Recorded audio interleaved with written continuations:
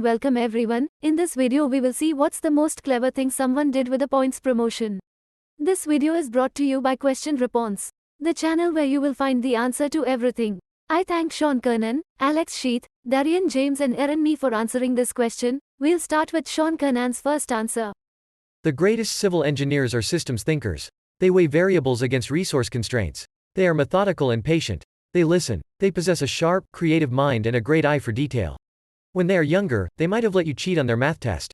When they are older, they build awesome bridges and buildings. More than a millennia ago, they built the Temple of Hera, the Parthenon, and the Roman Colosseum. Today, they buy pudding. Sometimes. A hustle that began as a grocery run. David Phillips is the VP of Engineering at the University of California. His research is focused around sustainability and green energy. On this day he was a grocery mule for his wife, stocking up on food on a busy Sunday. As he turned down a frozen food section, he came upon the Healthy Choice meals. As he weighed his options, a promotion caught his eye. Healthy Choice was offering 500 free air miles for every 10 bars codes you mailed in.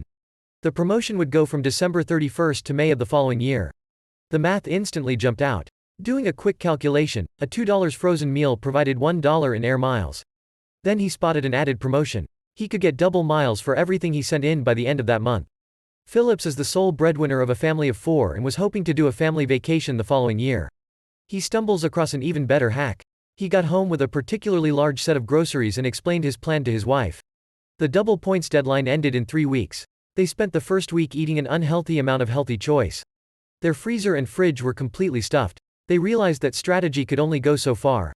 Then, Phillips discovered a goldmine. He was in the grocery store and arrived at the dry food section. Healthy Choice sold an 8-pack of pudding. It translated to 0.25 C per pudding and he'd get a barcode for each. He borrowed a van from his mother-in-law and cleaned out the pudding from 10 grocery stores. While pushing his cart, filled to the brim with pudding, he got long stares from customers. When asked by strangers and cashiers, he said, "I'm just preparing for Y2K." It was 1999. Seeing his current pudding stock wasn't enough, he asked the local store manager to order him 2 huge crates of pudding. He arrived and loaded his truck up. Then he brought them back to the apartment, which was starting to resemble a pudding factory stockroom. In all, he'd bought 12,150 puddings, but he still had another challenge to contend with. Logistics. A time crunch hit. The Phillips family needed to get the pudding mailed by the 31st of May and, as the above pic showed, it was May 28th. They needed help getting all the barcodes removed to mail in or they wouldn't arrive in time and it would all be for nothing. He and his wife made a deal with a local Salvation Army. If their volunteers helped them get the UPC codes off, the pudding would be donated to feed the poor. Additionally, this could later become a tax deduction for Phillips. There was no way they'd eat that much pudding anyway. After 2 days of removing the UPC codes and getting them in the mail, their part was done. The best part of this story. Usually, when you hear about gotcha stories, there is a part near the end where the company says, whoa hold up, we didn't actually mean it that way. They look. Access this answer and support the author as a Quora Plus subscriber. Access all answers reserved by Kernan. For Quora Plus subscribers, access exclusive answers from thousands more participating creators in Quora Plus. Browse ad-free and support creators. Start free trial. Learn more. The next answer is from Alex Sheath. In a queue at a supermarket in Sydney, I was in a bit of a hurry one evening, with Mo's 4-year-old in tow who was tired and hungry. With only 4 or 5 items to buy, I went to the express checkout, specifically for people with under 12 items. A woman had arrived at the checkout milliseconds before me with a huge trolley and proceeded to unload. The operators rarely say anything, and were I not in such a hurry with a grumpy toddler, I probably would have let it go, but on this occasion I couldn't. I politely tapped on her shoulder and said in the nicest way possible, "Excuse me, but this is the express lane for people with under 12 things to buy." She scowled at me, and in an arrogant tone said, "I can read, you know." I prepared to move to another line, turning around and said, "Ah yes, but can you count?" Checkout operator tried to stifle her chuckle, and woman went beetroot red. The next answer is from Darian James. I did what every poor black man from a tough neighborhood does to make money. I sold rocks and I sold green. I even sold that thing that requires flicking the wrist. Oh, you thought I meant drugs? No. This wasn't the 80s. My childhood was 90s to 0. When we were kids, my little brother got a Kool-Aid stand for Christmas, and that thing got used. We sold Kool-Aid, flick of the wrist, from it almost constantly, but as you know, a good business has to diversify. I don't know where you're from, but here in Oklahoma we have what we call crystal rocks.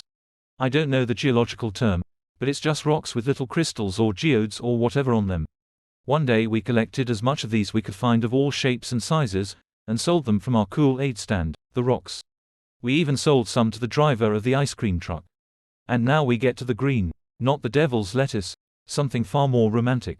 You see, mistletoe grows on trees often way up high in the branches. If you use a football and some large rocks, you can knock mistletoe down. It's not as pretty as fake mistletoes with perfect leaves and little red berries, but at least it's organic. We spent half a day knocking mistletoe down from trees, and put it in Walmart sacks. Then we went to the rich neighborhood that was next to our apartment complex and went door to door selling mistletoe for the holiday seasons.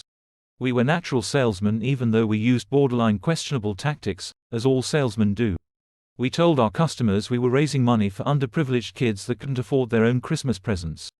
Now that was a 100% true statement, but we didn't say those underprivileged kids were us. We also have a piece of mistletoe to everyone, even if they didn't buy any.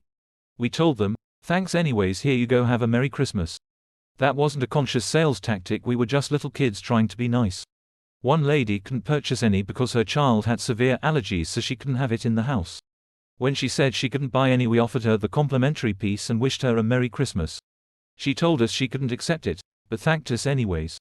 As we were walking down her driveway, she came running after us and gave us $10 just because we were doing something nice, and then we again offered her some mistletoe and she again explained she could not have it in her house. So I guess the most clever thing I ever did to make money was simply sell the natural resources around me. We can continue with Erin Me's answer. Dude, did you force her to give you a blowjob last night? 1800 I was at a bar with my friend. 1900 two of my friend's girl mates showed up, visibly drunk. I didn't know them very well, but they were in our circle. 2000 I left. I went home actually, as they were very annoying and loud. Luckily if you use Uber, you have a receipt of your trip and bill. 0 my phone rings, it's my friend. He's fuming. Basically, she had said I'd forced her to perform oral sex on me in an alleyway. I was obviously confused, as I was clearly at home. She told everyone we know, everyone believed her. It was like, they couldn't even fathom or even see my side of the story. I mean, I wasn't even there. I lost a lot of friends over this. I messaged her and said, "Hey, you're AC at T, go to the police if you're serious."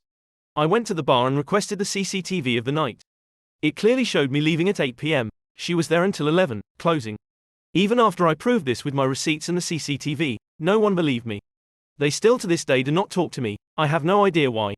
She finally admitted a year later that she made it up. She said she just remembered a white jumper in an alleyway with her.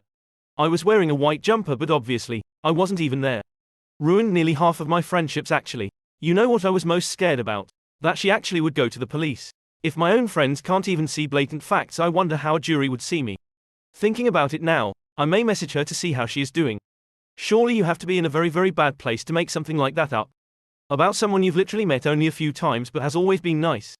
The video is over. Thank you for staying until the end. If you found the answer you were looking for, please leave a like and subscribe, it would help us a lot. Here is the end of the video. Leave a comment to tell us if these answers are more useful to you. See you soon.